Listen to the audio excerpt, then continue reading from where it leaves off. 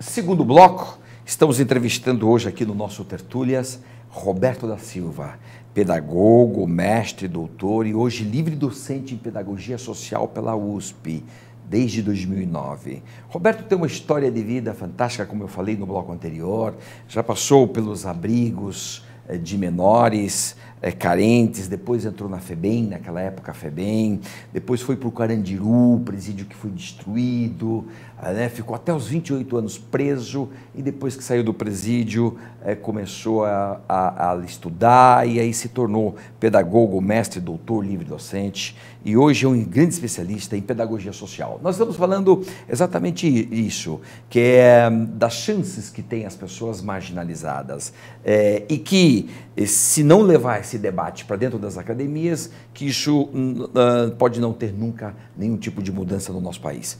É por este caminho, né, Roberto, que você vai?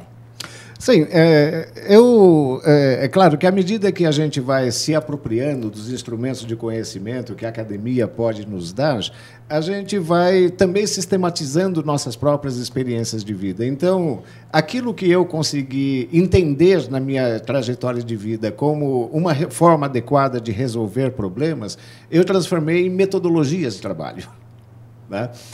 Uma metodologia que me leva a essa linha da pedagogia social é que, enquanto criança e adolescente de abrigo e de FEBEM, eu regularmente só estudei até a 5ª série, né? Depois, aos 18 anos, eu saí de abrigo e eu fui viver nas ruas de São Paulo, né? Por 5 anos, eu vivi na rua entre uma ida para a prisão e outra, e a fase da juventude toda eu passei na prisão. Então, mas eu não passei simplesmente vivendo e desfrutando a vida. Eu desenvolvi um processo de reflexão sobre essas experiências dentro da prisão, né? Então, quando eu voltei a estudar aos 33 anos de idade, para retomar lá o ensino fundamental, 6ª, 7ª, 8ª série, de 3 anos de ensino médio, eu não fui com a expectativa de que a escola pudesse me ensinar. Eu tinha necessidade da profissionalização do meu trabalho e eu fui para a escola para que a escola certificasse os saberes que eu construí no mundo da vida. E você mesmo, então, foi se formando? Sim. Self-made man, ou seja, o homem que se forma. Então, isso transformado numa metodologia de trabalho, me dá uma perspectiva de que um país como o Brasil, com os déficits de todas as ordens que a gente tem, não pode atribuir só à sala de aula e ao professor a responsabilidade por educar esse povo. Nós temos que aproveitar todas as possibilidades educacionais que a gente tem. E aí entender que educação, então, não se faz só de sala de aula. Educação não é só uma tarefa do professor de sala de aula. Educação se faz em todos os lugares, em todos os espaços, em todos os tempos. Então, vamos Educação lá. se faz ao longo de toda uma vida. Quem poderia estar fundamentalmente fazendo isso? Família, por exemplo? Sim, a família tem um papel fundamental e é preciso que o Estado reconheça e que valorize isso, né?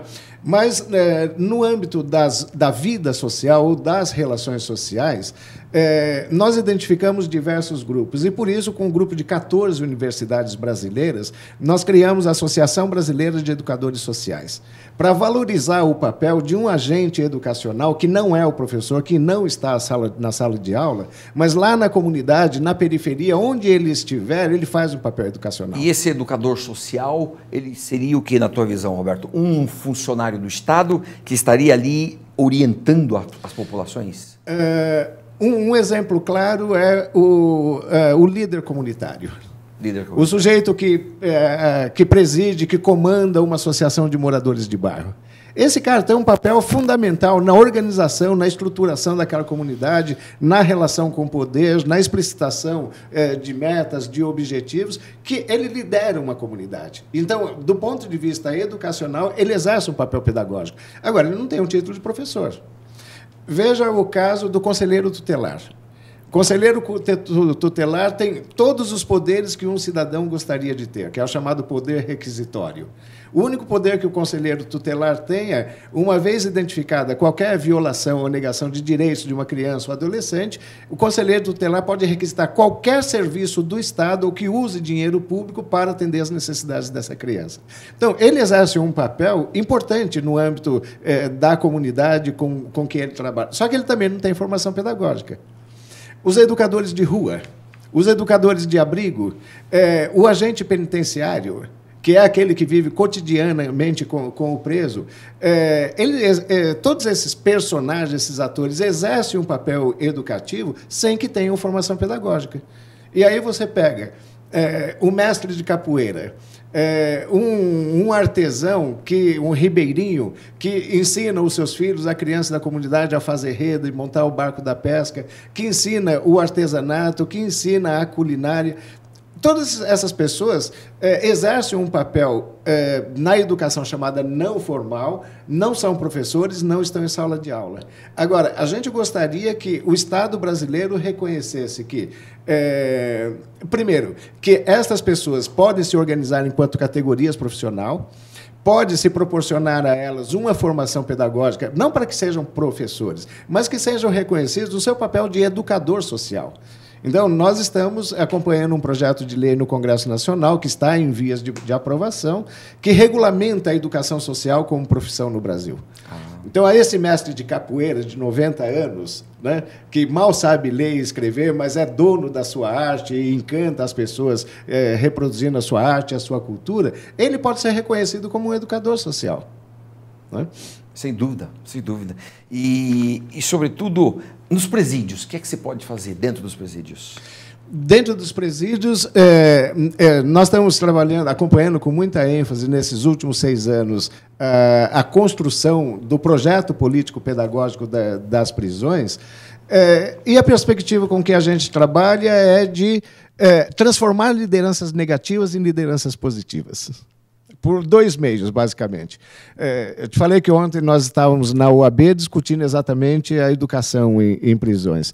E eu perguntei lá, e posso perguntar para o seu público também, quem é o profissional mais benquisto, mais bem visto dentro do corpo de funcionários que trabalha dentro da prisão? Ou seja, que visão o preso tem do médico, do psiquiatra, do psicólogo, do advogado, do promotor e do juiz?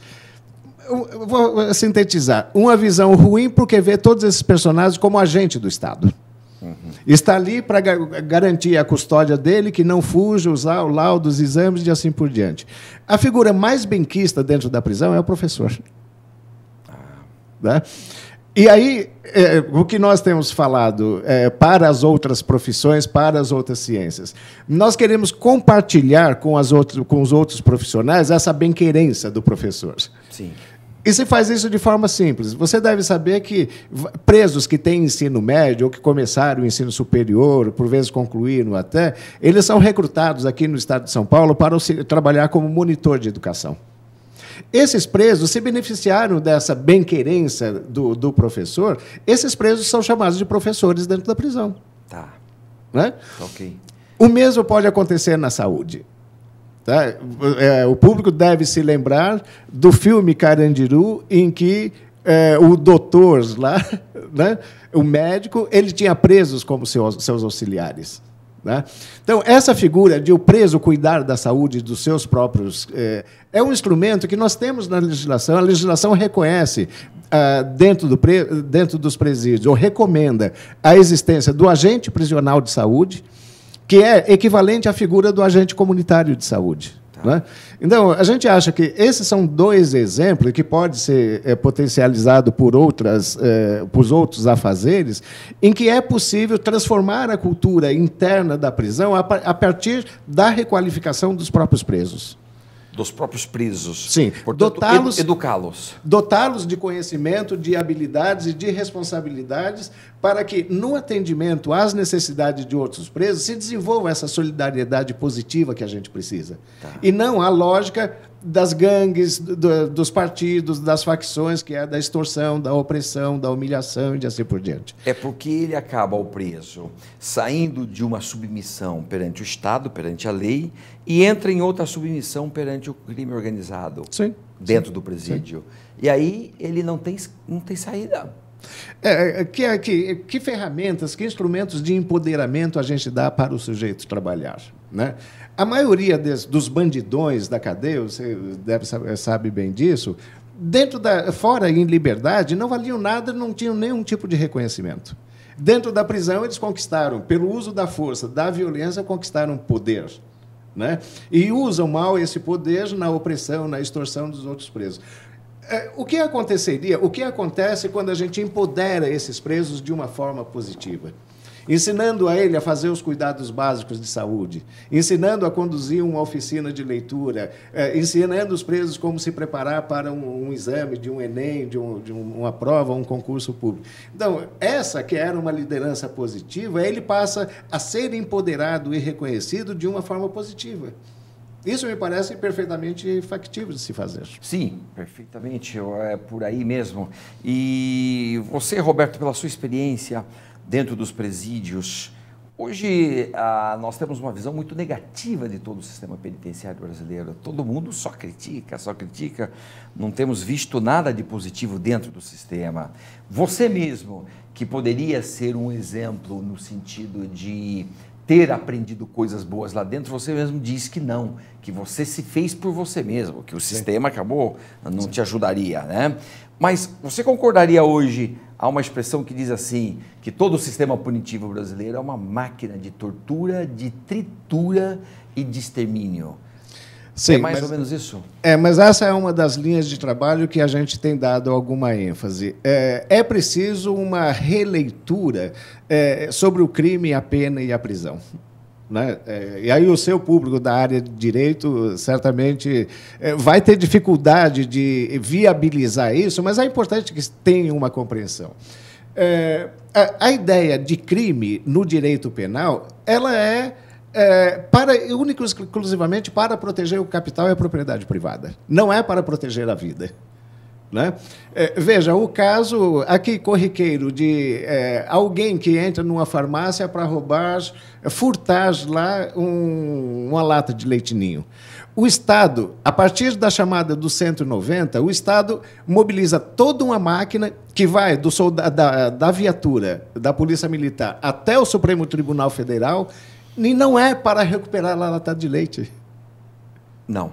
Não, é para mostrar sua força para punir o sujeito. Claro. Ou para sinalizar para outros setores da sociedade que eles podem trabalhar com o labens e produzir, que o Estado está ali para proteger o seu direito. É porque o direito de punir, o direito punitivo aqui no Brasil, não é para reparar. Sim. Não é reparação.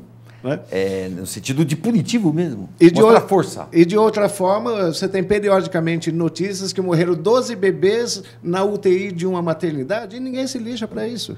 Morre 200 pessoas na boate Kiss, morre tantas pessoas numa chacina e ninguém se lixa por isso. Quer dizer, o bem material está melhor protegido, amparado no direito do que... Agora, como é que se muda, numa reforma do Código Penal, de Código Civil, como é que se muda essa noção de crime que deva ser punido? Né? Nós teríamos algumas categorias aí que unanimemente a população apoiaria, mas no mundo jurídico é difícil reversão isso. Crime lesa pátria. Crime lesa humanidade. Né? Em que sentido você usa essa expressão? Um governante que toma a decisão completamente equivocada de desviar um rio e inundar uma cidade inteira a título de produzir energia para alimentar o capital e desabriga centenas, milhares de famílias, remove a sua arte, a sua cultura, os seus mortos e desloca essa população inteira para um outro local completamente estranho. E resulta tudo isso em fracasso. Sim, e gastos, né? E gastos absurdos. Alguém que toma a iniciativa de furar o estado de São Paulo para encontrar petróleo aqui e não acha nada, né? Que investe bilhões. Alguém que faz os desvios de receita, de recursos públicos que se faz da área da educação, da saúde, isso é crime lesa pátria. Eu não tenho dúvida que as pessoas que cometem esses crimes deveriam ser responsabilizadas com as penas mais duras possíveis. Sim. Por exemplo, pegue a história dos acidentes de veículos, são 43 mil mortos por ano. Sim. Isto é uma política pública que não existe entre nós. E quem é o responsável por isso? Pois é. Né? Por outro lado, você pega essas obras faraônicas, os chamados elefantes brancos. Quantas e quantas obras no Brasil a gente vê que começou, ficou no meio, não há perspectiva de continuar, e está lá nosso dinheiro enterrado. Sim. Sim, sim, muito Né? dinheiro. Alguém tem que ser responsabilizado por isso. E nós não temos essa figura da responsabilização do sujeito por crime de malversação de dinheiro público ou de uso indevido, não no sentido do furto, do roubo, mas de má aplicação dos nossos parcos recursos. Legal, nós já vamos já voltar para o terceiro bloco. Estamos entrevistando aqui então o Roberto da Silva. Até já, já voltamos.